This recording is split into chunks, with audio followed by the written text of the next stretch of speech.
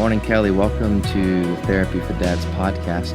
How you doing this morning, man? I am doing well, my friend. I have my coffee here. I have some toast, a mic in front of me. We're good to go. Well, cheers, man. Good Hey, morning. cheers. Good morning. Happy Friday morning. Yeah, Um, yeah. so what time is it for you over there? 8:18 a.m. on Friday 8:18. morning. Yeah. Nice.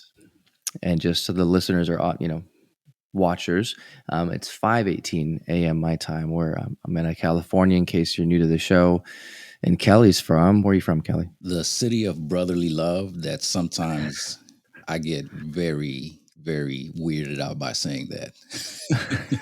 The city. So for those of you that don't know what the city of brotherly love is, that is Philadelphia. Philadelphia. Yeah, There you good go. old Philadelphia. Good old Philadelphia. And are you from Philly originally? No. And usually when people ask that question, I say that's a really complicated answer to follow. So do you want the short version or do you want the abbreviated kind of extended version or do you want like the full version with details and Enough detail to give a sense of who you are, and we'll just kind of wrap in. Hey, tell us about Kelly then. Tell us about you, and give us a good sense of who you are. Okay, yeah. So I was born in Caracas, Venezuela, and my family is from Haiti. So I am Haitian, born in Venezuela, but I've been in the States since I was 10 years old. So I always Mhm. tell people in terms of culture, Haitian, languages that I think in, English, Spanish, and Creole. Formation, education, and all of that Mm. stuff, more American than anything else. So there's a Okay. clash of different backgrounds and stuff that just makes me who I am. Which which sounds actually quite beautiful, Kelly. Like, so Haitian, Venezuelan, and An American, basically. an American, I guess Philadelphian, Yeah, but I Philadelphia. don't claim Philly. Although I've lived in Philly longer than Okay. any of the other states that I've lived in. So Okay. yeah, That's but like I still don't claim Philly. do you think that's the most influence for you is Philly? No, I don't Or claim. where do you think where was your childhood? Let me ask you that. Where I guess which city was your kind of core child, or was there core? Did you move around a lot? That's what I mean. It's a complicated answer.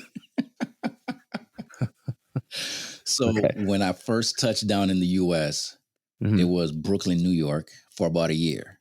And how old were you 10. when you were in Brooklyn? 10. 10. Okay. Yeah. Oh, So from 10 okay. to 11, Brooklyn. So I went to the fifth grade in Brooklyn, started sixth grade, and then moved to Miami, Florida to finish sixth grade, and then did seventh and started eighth grade, then moved back to Brooklyn to finish eighth grade, and then did ninth grade, and Okay. then moved to Philly to start the 10th grade all the way until college. Okay.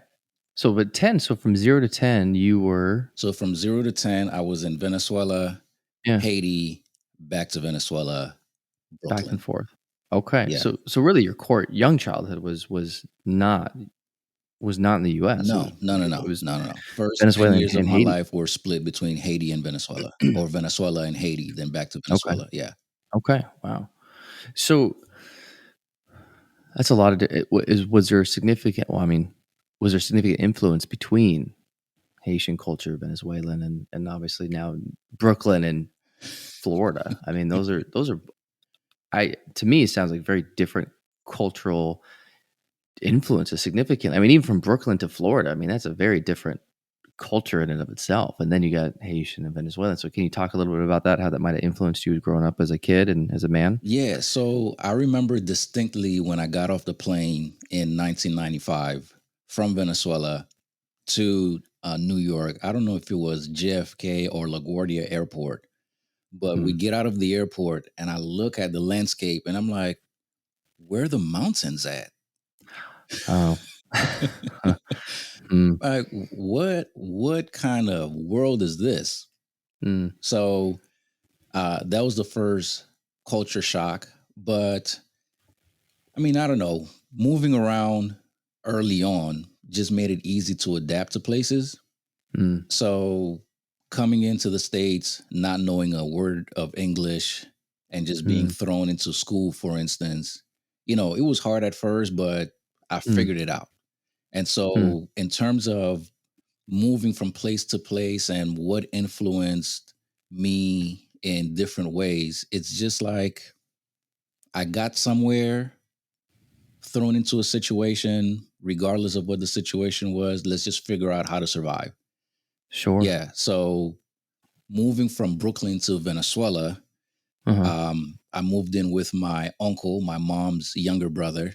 There was a lot of adapting that needed to be done there. The reception that I got in particular, because it was me and my older sister, the reception that I got when we first moved to Florida in my uncle's house from his wife was different, maybe 3 or 4 months into our stay there. So it was a Okay. really warm reception.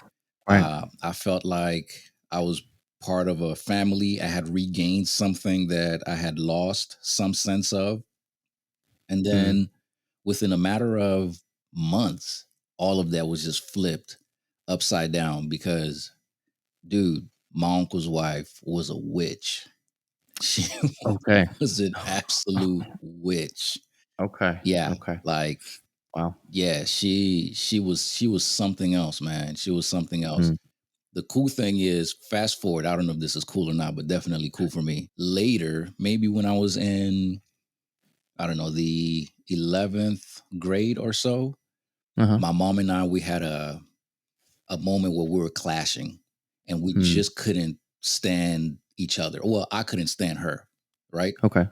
And Okay. she was trying so hard to reclaim something that was lost after we were separated when I came to the States, and she had to go back to Venezuela. And some things happened there that didn't let her Yeah. come back to the States immediately. All of this will make sense by this explanation right here.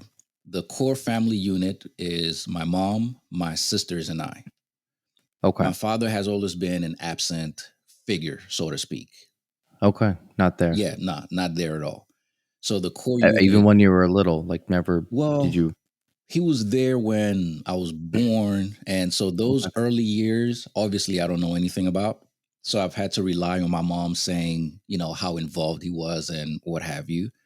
Okay. But, But your earliest memory of your father was, oh, you dude, know. my earliest memory of my father was when I was about 7 or 8 years old in Venezuela, that he came to visit for one weekend and Mm. like a flash, boom, and he just dipped. I mean, Wow. yeah, that was Is that. it and then just didn't hear from him? Yeah, yeah. And Like, then he was wow. gone. And then he was gone. And the next time he sort of came around was when my older sister and I came from Venezuela to the States Mm. in 1995. So I was 10. Hmm. And then we lived with him for a year, and we walked into a really messy situation with him, doing extracurricular things with somebody else Okay. and Oh, all of like, that. actually walked in. Yeah, yeah, yeah. Like Okay. that was the Mm. situation that we were thrusted into. Wow. Yeah. So within Okay. maybe less than a month Mm. into my getting into the States, I was already living with my father and his mistress. Hmm. Yeah. Wow. So Okay. talk about, Yeah. earth shattering and all of the turmoil and what have you. And Right. so, yeah, but like I said earlier, I just learned to adapt. So it just Wow. became, survival of the fittest, so to speak. Mm. You know, there was a sense of, for him, obviously, that was normal. For me, Okay. that was not normal, but I needed to survive in this really strange environment that I was in. And so I caved in and I just Mm. shut in and just did whatever I had to do to survive. So when Okay. I got to Florida, and I Mm. had that warm reception, it was like, yeah, finally, Okay. Wow. I've reclaimed See. something again. And then Okay. 4 months later, right back The to that. Okay, so now the we wi need to the witch, survive. Yeah. what got you through that, looking back? Just keeping my thoughts to myself, Mm. learning what to say, what not to say. Mm. But for a 10, I was 11 going on 12. So for an 11, 12-year old at the time, it was a lot of figuring out very quickly, Mm. right? So Yeah. Yeah. um, I started to not trust people.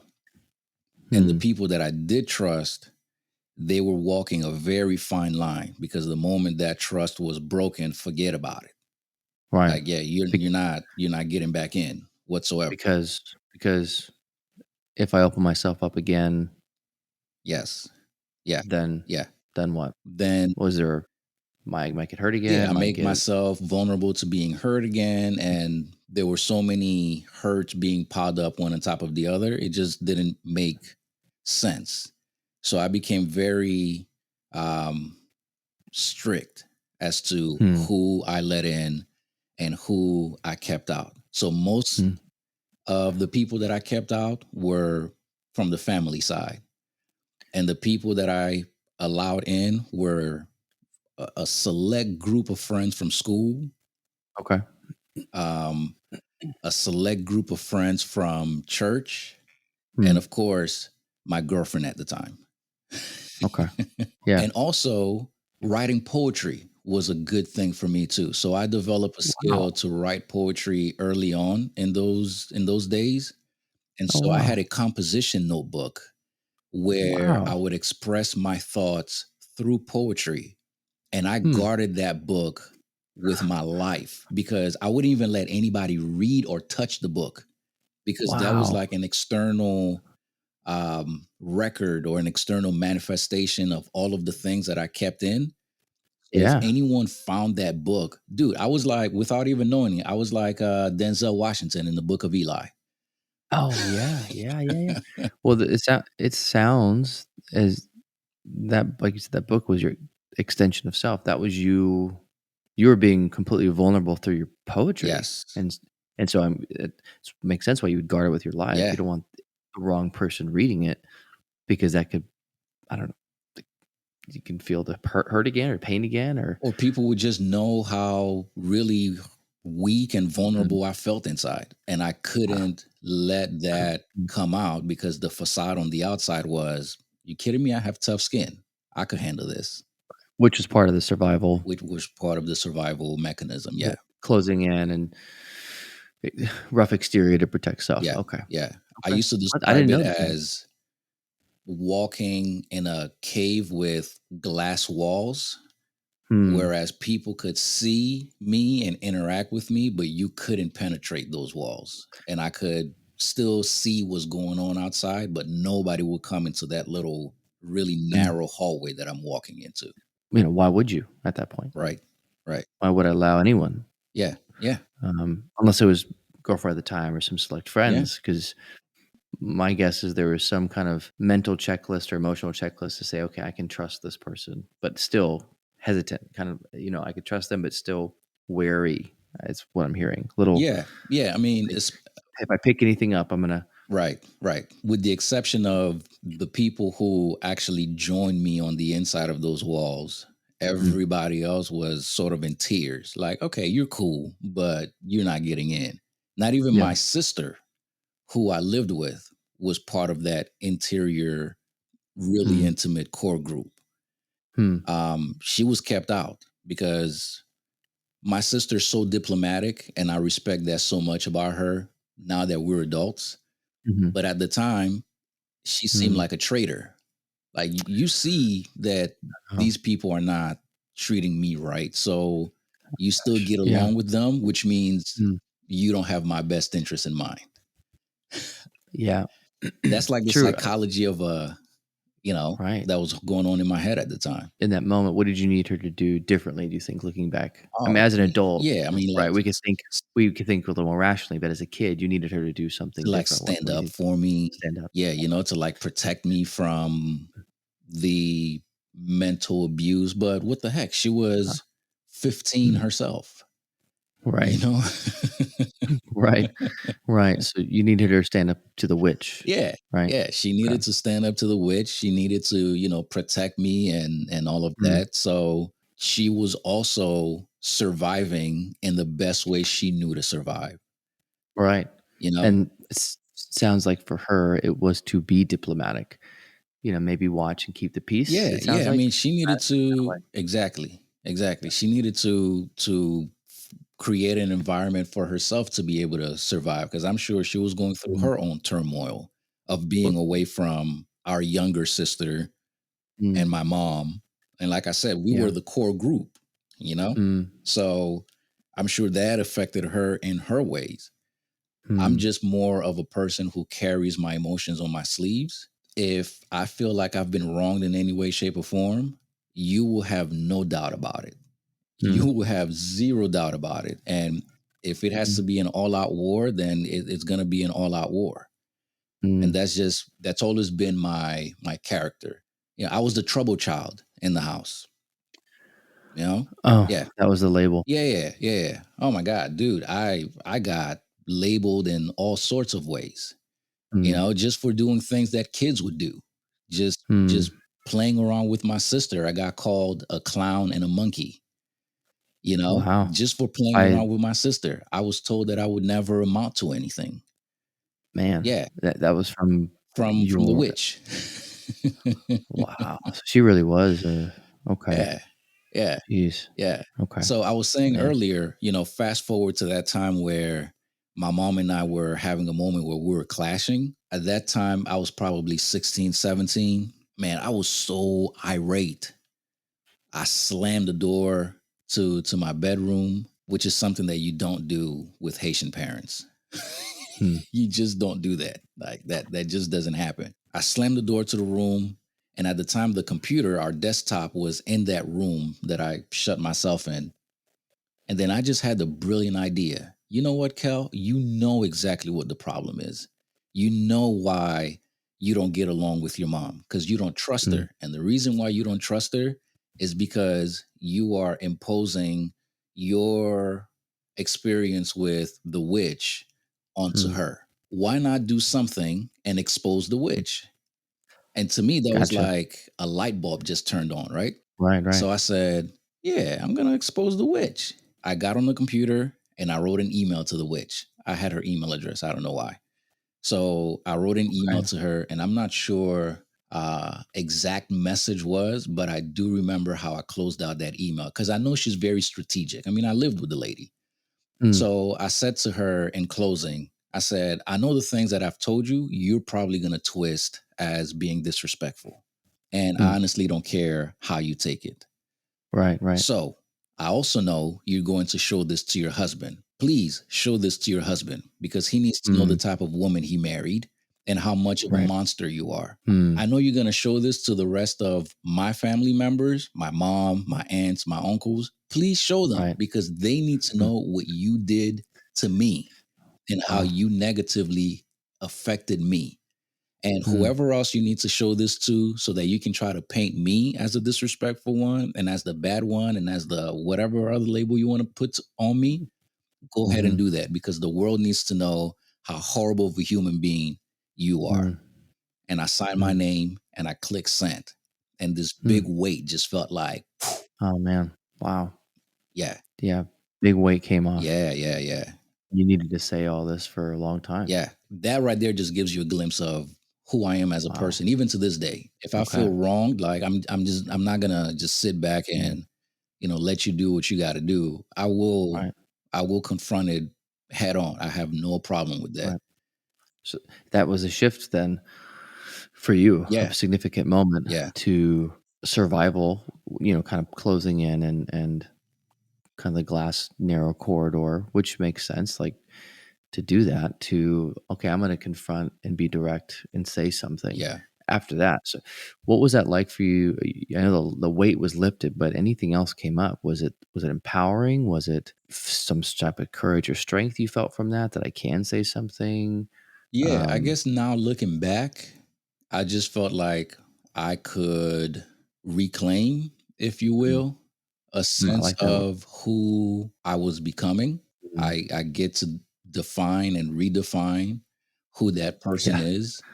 yeah. It gave a Wow. sense of separation. Like, no, so you see me as someone who will not amount to anything.